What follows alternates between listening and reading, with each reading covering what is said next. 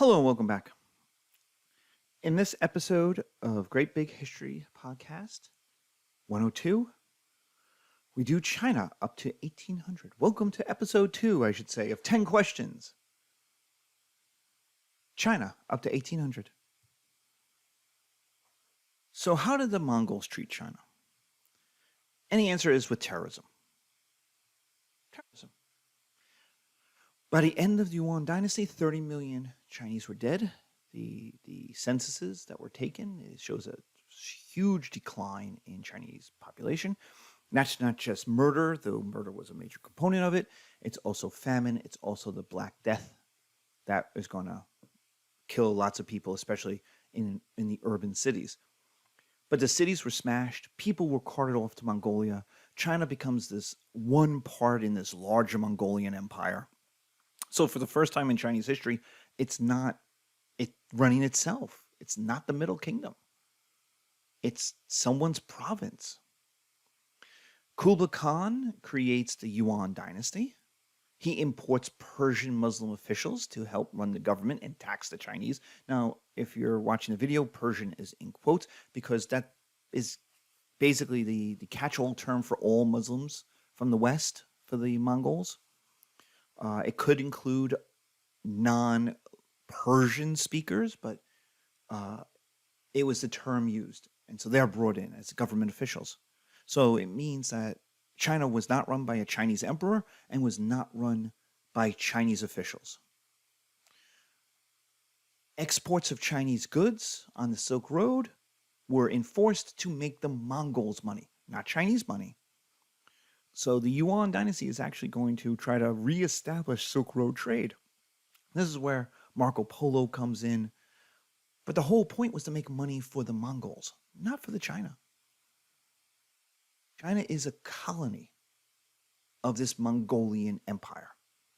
And that is a trauma, and that is a humiliation. So what was the Han reaction to Mongol rule? Well, the Han are the largest dominant ethnic group of Chinese. They're used to being in charge of China. And at first they were terrified of Mongol rule, though some worked with the Mongols and helped Mongols conquer Chinese cities. This was especially true in northern China, which was being run by a dynasty called the Jin, Jin, who themselves were foreign nomadic peoples. So it was kind of the enemy of my enemy will be my friend. And hey, if the Mongols are paying, that's great for me. So Chinese engineers, the Chinese intelligentsia are willing to work with the Mongols. But for the typical Chinese peasant, this is terrifying, the Mongols coming through. When they sack cities and rip out its wealth and tear up its agriculture and just destroy everything. But after that initial being terrified, it's increasingly angry at the Yuan dynasty that they are incapable of really running China as a Chinese empire. Like after Kublai Khan, we don't get A+, famous leaders after him. And increasingly they prove incapable of running China as anything but an exploitive colonial state. They know how to extract resources out of China, but not how to make China work for the Chinese.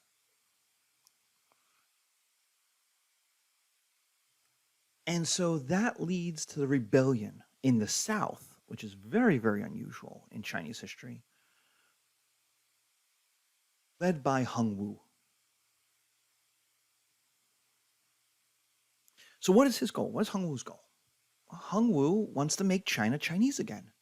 He wants to kick out the invaders, make sure they don't come back, empower the peasantry. He himself was a peasant who had risen to be a leader out of anger at the Mongols.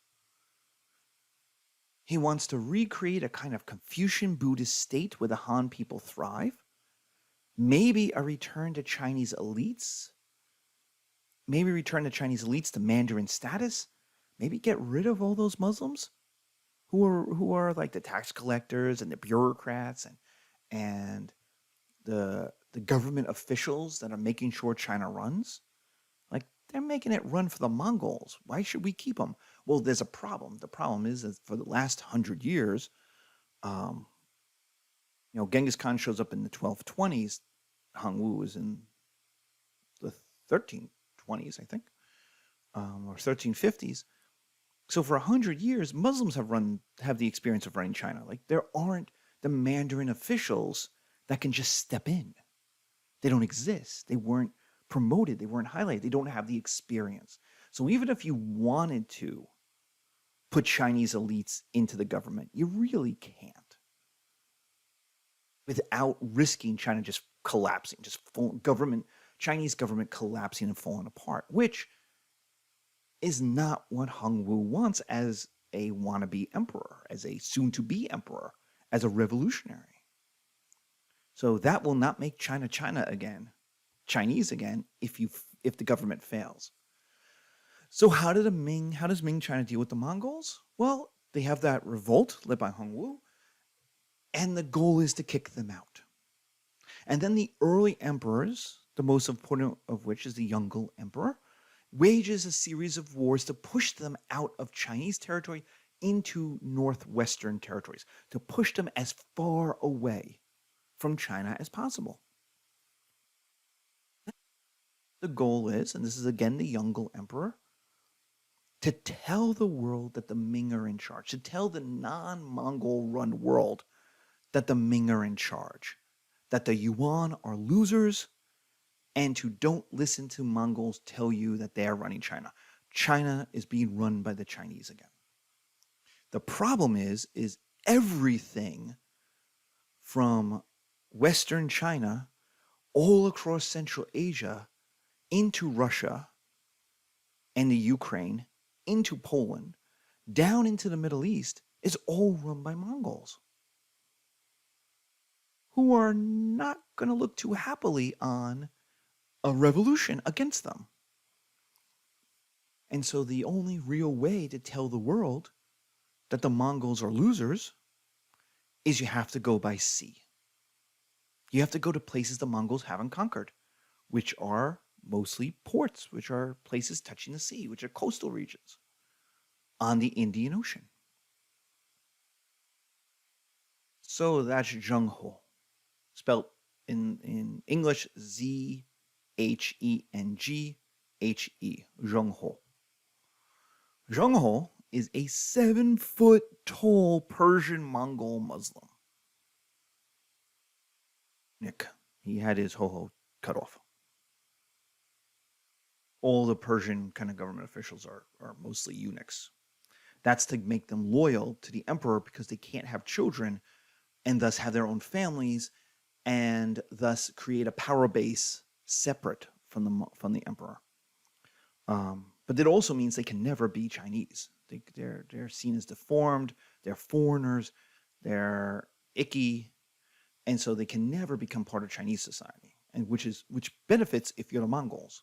You don't want your government officials to work with the local population. You want them to help you. But his Persian Mongol Islamic history, ethnicity, also belies his importance in this role. He is worldly. He is connected to the Middle East. He knows of other cultures, which the Confucian Han Mandarins don't know, have no experience with. And so he's kind of the perfect guy to go and talk to Muslims in other parts of the world about the Ming. And he is given a massive fleet. I mean, totally massive. 300 ships, including 60 treasure ships. And the 60 treasure ships are something like 5 to 8 to 10 times larger than Columbus's Santa Maria. I mean, they are truly huge ships that can cross the Indian Ocean. Probably can easily cross the Pacific. Could have easily have gone around Africa and discovered England, discovered Portugal.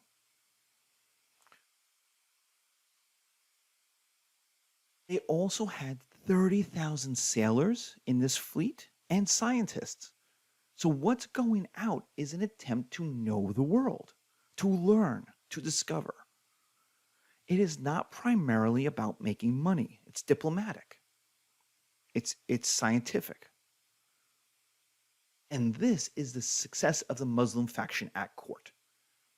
Every time Zhongho comes back with more knowledge, more alliances, more diplomacy, more stuff, more mapping, it is a huge win for cosmopolitanism, for diversity, for the Islamic Muslim faction at court. And the idea is to tell the Indian Ocean world that the Ming were in charge, that the Yuan and the Mongols are losers. Maybe you could create some trade ties, but it's hard to find non-Mongol run parts of the world. The Mongols control all the land routes, and most people, like China, is far.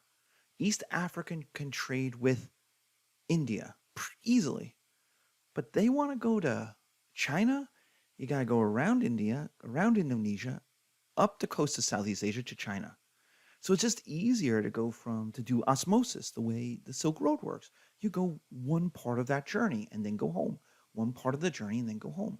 Who wants to be at sea for 3 years with a bunch of stinky men? Wouldn't you rather be home? And so there's an attempt to make trade ties, but it's not very successful. The Mongols don't really go to make money by going and trading with other people. And okay, they're going to open up the ports and they're going to open up these naval connections, but it's hard to get to. So it's just there are difficulties, disadvantages. So what are the results of his activities? Well, we talked about some of them, maybe the trade ties, but ultimately not much. The Yongle emperor is going to die, and the new emperor after him favored the Confucians, favored the Mandarins, favored the Han Chinese, and goes about empowering them to humiliate the Muslim government officials, to replace the government officials who have those global ties. You can't do anything to Zhongho because he's too famous, he's too important. I mean, he goes on 7 journeys. Like if you're going back to, Indonesia, they're expecting him to show up. They're not expecting some Chinese Mandarin official to show up. Now, that guy won't be respected. But Zhongho will die. He's a man. He's mortal. He dies. And once he dies, you could dry dock his ships, break them apart, burn them, so that nobody does anything like this again. And then there are a series of isolationist tactics. The building of the Great Wall in northern and northwestern China. The closing of the Silk Road trade. The Haijin. The banning of sea trade. The banning of building boats big enough to travel to Indonesia, India, Africa again. The banning of ships coming to China. So with those 3 things, those 4 things, including the burning of Zhongho's fleet, you see the Ming are turning in on themselves. They're turning isolated. They're turning insular. So what happens? Well, that trend continues. And as that trend continues, the Ming kind of begin to fall apart. The Mandarin Confucian officials just are not as good as the Persian Muslims. And it has nothing to do with Mandarin Confucian philosophy or government ability. It has to do with experience. The Persian Muslims had been running China for 150 years, give or take. And the Mandarin Confucians hadn't since the coming of the Mongols. So of course they're not as efficient. Of course they're not as good. So you get those kind of problems. Then there's the military failures. In 1499, the emperor is captured at the Battle of Tumu by the Mongols. So where the Yongle emperor in the 1300s could go out and smash the Mongols and push them back, Now there's the threat that the Mongols might reinvade. It also tells you that the emperor is not as good as they used to be, that the Ming emperors are in decline in their military and their political abilities. But it also tells the Mandarin government officials, the Mandarin Confucian officials, it also tells China the emperor must be protected. The threat of internal instability, if the Mongols ever come back and kill an emperor, cannot be risked. And so what has to happen, what begins to happen, is the building of the Forbidden City in Beijing. Now, the Forbidden City existed before in Beijing, or parts of it. It's like the Great Wall. The Great Wall wasn't built by the Mings. There are walls going all the way back to the Qin dynasty.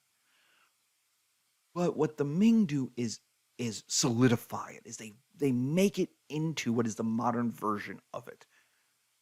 They institutionalize it as a thing. So the Forbidden City is really a Ming product. And what is it? It's a city within a city. It's like a castle in a town. And the idea is that the emperor will be protected if Beijing, which is way to the north, which can be attacked, and the reason why you want Beijing to be your capital is because it's near where the front lines are. You want a warrior emperor, at least, to be able to lead armies close to the front. It makes complete sense why Beijing would be the capital. Nanjing, which is several hundred miles to the south, is too far away. By the time the emperor learns of anything, bad things have already happened. They can't react.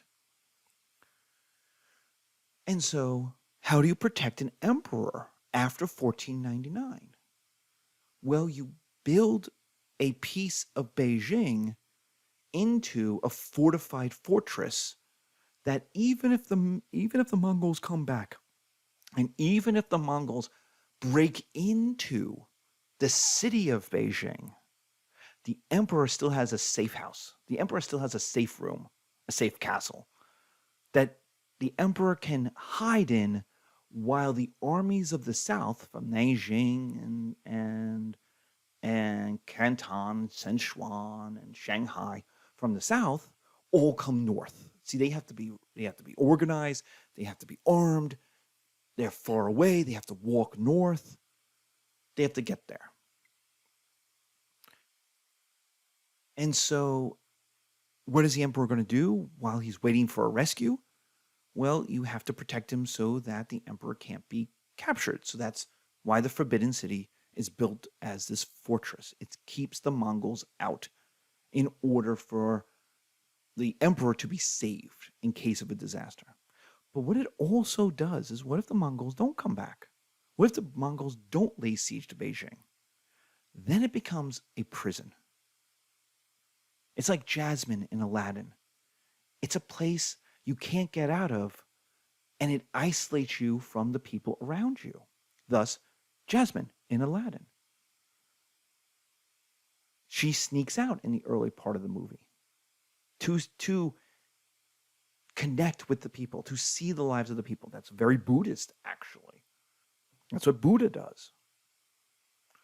But it means if you don't have an innovative emperor, that their entire life can be spent in the Forbidden City and not know what's going on in China anymore.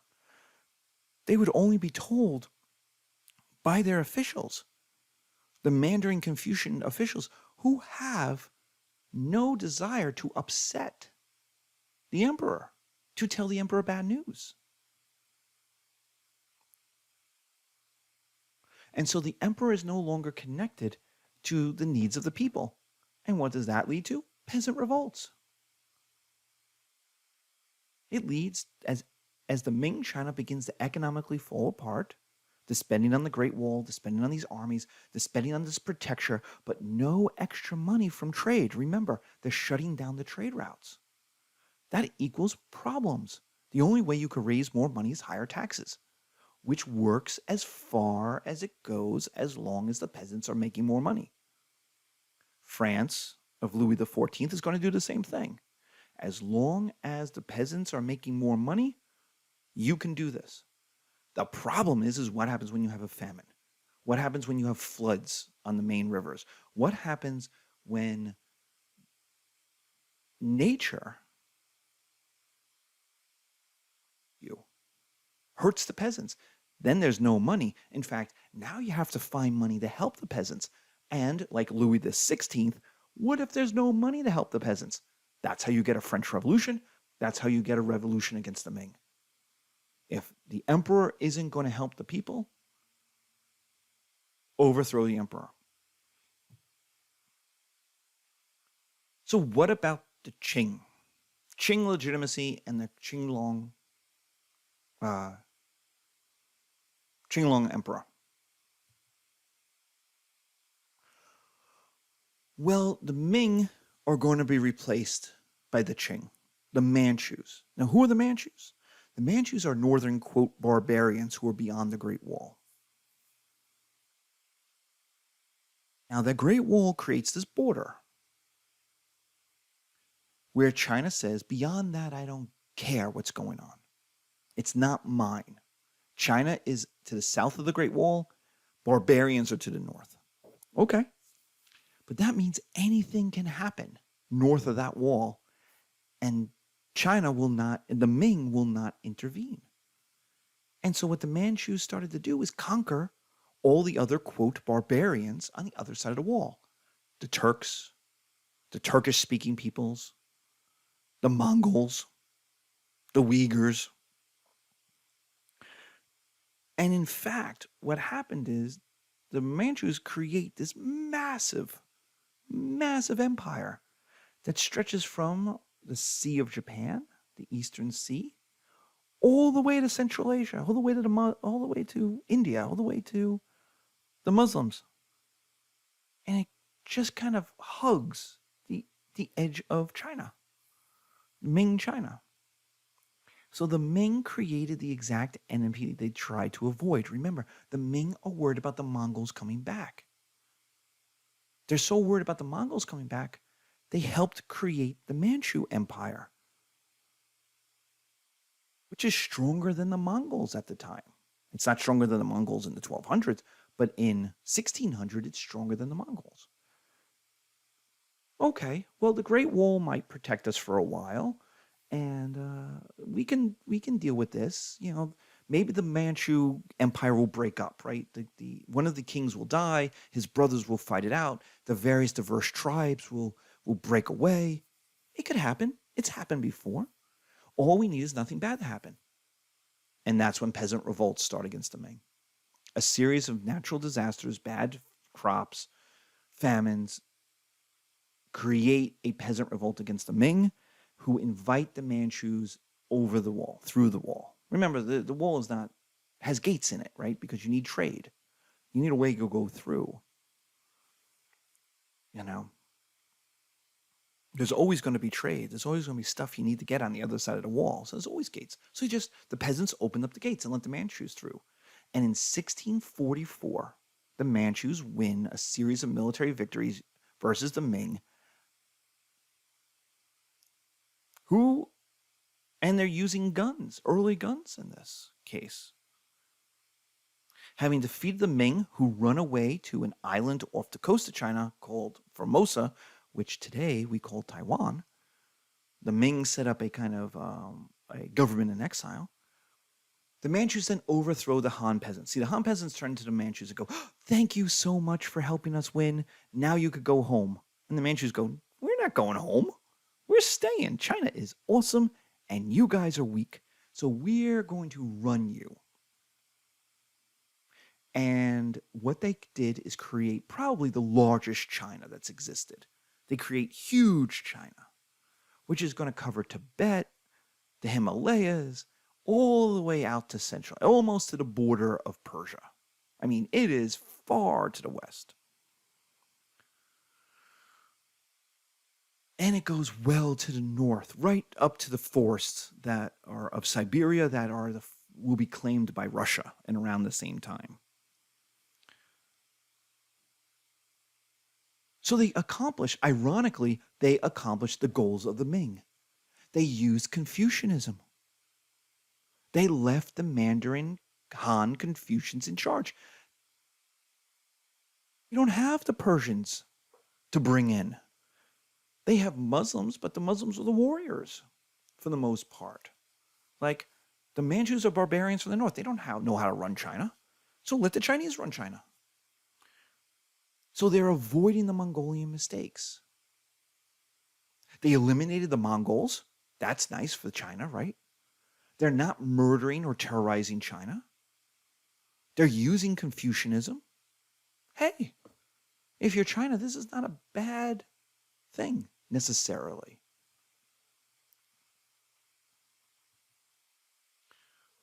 What about Qinglong? Qinglong is going to rule 88 years. So what do we get? We get our long period of stability, finally, for basically the first time since the Yongle Emperor.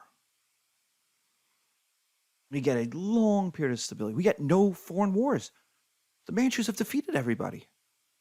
There's no reason to invade Vietnam. We could trade with them. There's no reason. You can't cross the Himalayas. And why would you want to go conquer the Middle East like the Mongols did? Like, you don't need to. There's no Mandarin political insurrection like against the Yuan.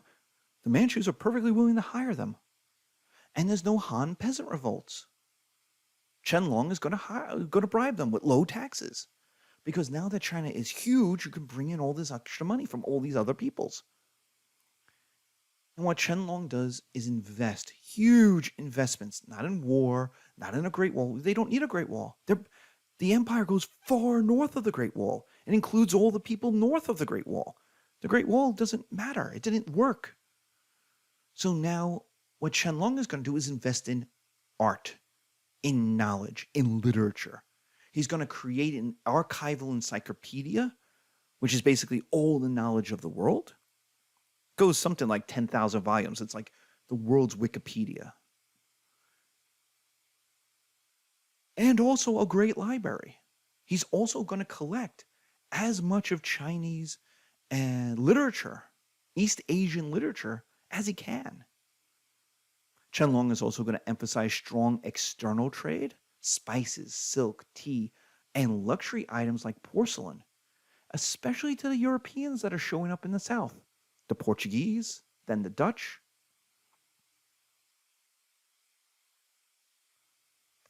Qinglong's reign is an age of wealth, of peace, of culture. In Europe, we would have called this a golden age. This is literally the Elizabethan golden age. It has all the same parts of the Elizabethan golden age. It actually has more peace than Elizabeth ever had, right? Elizabeth has to fight off the Spanish Armada. She's got wars going on pretty much all over the place in the New World. Like, Elizabethan England is at war a lot. Qinglong's China is far more at peace, far wealthier, and actually much more developed culture. So this is a golden age. The 88 years of Qinglong's reign is a golden age. And there's no reason to think it can't continue. There are, some problems with Qing rule. The first is kind of a decadence. And you kind of understand why this would happen. You have no wars, there's lots of money, and so you get lazy emperors. You get lazy emperors after Qinglong. Why should they work so hard? And what else is there to do? So they become obsessed with pleasures. We see this happen to the Turks as well. The harem, the sex palaces, they kind of like, China's being run on autopilot. And that's fine, really. The old kingdom of the pharaohs in Egypt was the same way. You waited for the river, you waited for the Nile to flood. The Nile then you hired people to build your pyramid. The Nile receded. The people went home. They farmed. They grew their crops. They made lots of money. The Nile flooded the next year. You hired them. That's not, this is easy mode. But the problem is you have 24 hours in a day is a long time, man. Even if you get 6 hours of sleep, that's eight. That leaves what, 16 hours? Fill. And you don't have to fill it with war. You don't have to fill it with laws and taxation. You don't have to fill it with crises. So what people do is fill it with pleasures. Why be stoic when you can enjoy life? The second problem is, and that's fine. Like, remember, the decadence is fine as long as nothing bad happens. But early on, there's signs that bad things can happen. And we see that on the coasts. There's no navy. Remember, the Ming got rid of it. The Yuan had a navy. They tried to invade Japan twice. They basically confiscated everybody's ship they could. The Ming got rid of the navies. The Ming burned Zhengho's fleet. The Manchus by nature are a land nomadic people. They don't understand the sea. They have no interest in crossing oceans, oceanic trade. So like, oh, we don't have any ships? All right. Like, the Manchus don't know ships. They don't care. Their empire is a land-based empire. And so what that allows is Japanese pirates to dominate the sea. And so we get the long, like, if you want to know what's bad in East Asia at any period of time until the 1860s, it's Japanese pirates. Like, there's always Japanese pirates. Everybody complains about Japanese pirates. But there's also the Portuguese. And then after them, the Portuguese will still have a minor trading spot in Macau, but they'll be replaced mostly by the Dutch. And those warships are bigger and more powerful. And they're starting to control the seas around China. Now there's the Spanish as well in the Philippines who bring in silver in the 1800s, in the 16 and 1700s into the 1800s. So there's the Spanish trade as well, going through going through the Philippines, excuse me. So the Europeans are starting to show up. Japanese pirates are out there causing problems. You also have 400 million people in your country, which is a good thing. That's a lot of people. A lot of people generate a lot of economic activity, which generates a lot of taxes. So Qinglong can like suspend taxes for a while because he's got plenty of them. He's got plenty of money. But it also means that the answer to every economic problem is to hire more people. Labor was cheap. So there's no need for businesses or economics or an industrial or scientific revolution. You don't have to change the economy. You just have to add more to it. You want to make more money? Then you need more blacksmiths, more furnaces. You don't have to figure out a Bessemer process to make steel, to make better iron. You just have to make more of it. You don't need to create the banking. You don't need to create the insurance. You don't need to create the science, the chemistry to solve these problems. You just add more people. Which makes a lot of sense. It's cheap. So, and you see this today, right? You'll hear this if you listen, when people say, "Oh, people at McDonald's should make $15 an hour or $20 an hour. Like they should make a living, quote unquote, wage. They should be able to pay their rent from their job." Right? You hear that, and what do you hear the complaint be? You'll hear the complaint about profits, sure, okay, but no one takes that seriously. When the CEO of McDonald's is making $20 million a year, there's money, right? But the serious complaint is it will cost jobs. Why? Well, if I pay you $7 an hour, I can hire two of you for the $15 an hour for the same cost. Right? At $20 an hour, maybe it's cheaper for me to invest in machines. You've seen this happen since COVID at the supermarket. It used to be you could go and have a cashier who was paid 10, 12 bucks, 15 bucks an hour, right? Somewhere between 8 and 12 bucks an hour. Cash you out. Zap your food, give you a price, take your money, and let you leave. Now, I go, and whether it's Costco or Acme or ShopRite, it's all check yourself out. Even Wawa has check yourself out. Which means you are doing the labor. They put a machine in which costs something to put in, right? It's not cheap, but it saves them money over time. And so the argument is, well, if I can't pay someone cheaply, I'll just invest in a machine that will do the job for the person. That's not what's happening in Qing China. The answer was that labor was so cheap, they just hired more people, which pays more taxes, which sounds pretty good to an economic GDP system.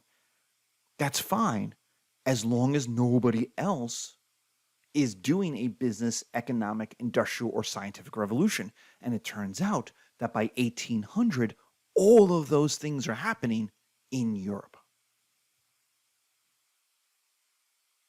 Now, Confucianism during the Qing. It's an advantage.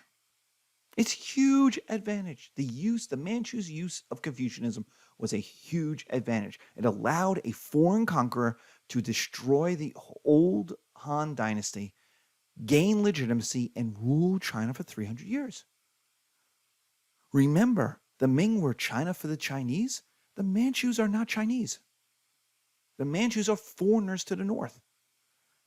They're cousins to the Mongols.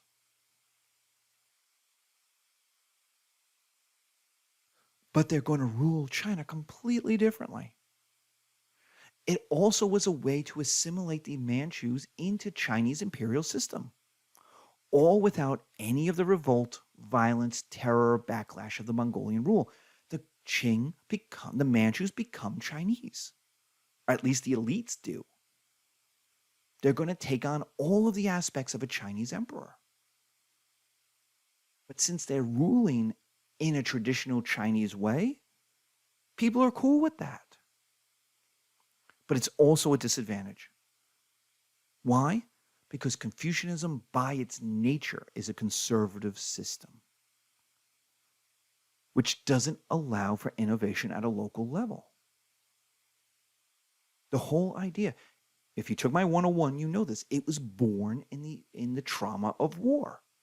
Confucius was figuring out the system that would become Confucianism during a warring states period, during a war where Chinese people were murdering each other. And he wanted to stop that. So what Confucianism wants is stability, not innovation, not change, certainly not upheaval and revolution. And so the Manchus were good. Things are stable. Why change? And the system tells people, don't change. Don't innovate. Things are fine the way they are. Right? Look around. Do you have a job? Do you have land? Are you making money? Are your taxes low? Yes? Great. Don't revolt. And the people say, all right, that makes sense to me. And that's fine. That is actually fine. Like it's a disadvantage only if something bad happens. And so all of this works as long as nothing bad happens. Well, guess what happens? What happens is the British arrive with their guns and their ships. And so the balance shifts. And bad things happen.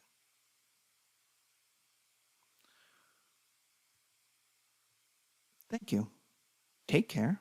And in our next episode, we're going to go to India and talk about Islam and Hinduism and the constant attempt to try to hold India together, and India's the subcontinent's cultural desire to break India up into pieces.